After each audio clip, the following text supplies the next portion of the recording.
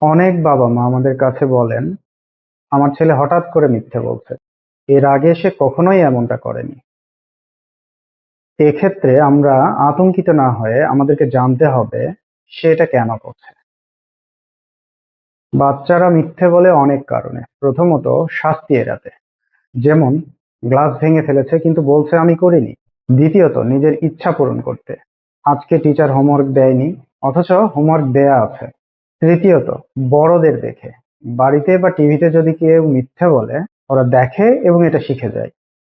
আরো একটা বড় কারণ হলো কল্পনার জগতে থাকে। ছোটরা অনেক সময় গল্প বানিয়ে ফেলে যেটা ওদের কাছে মিথ্যে নয়। আমরা যেটা ভুল করি সেটা হলো ওদের মিথ্যে বলাকে আমরা অপরাধ ভাবি, অথচ এটা আসলে শেখার একটা অংশ।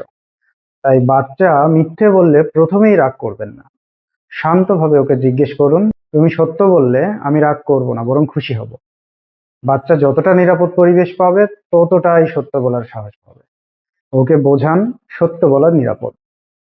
আর মনে রাখবেন, শাস্তির ভয় যত বেশি হবে মিথ্যা বলার প্রবণতা ততই বাড়বে। সত্যের চর্চা শুরু হয় পরিবার থেকেই। আপনি সত্য বললে ওর কাছেও সত্য বলা স্বাভাবিক হয়ে উঠবে। ভালোবাসা, ধৈর্য এবং বোঝাপড়া দিয়েই গড়ে তুলুন সৎ একটি মন। ভালো থাকুন, সচেতন থাকুন, মনের যত্ন নিন।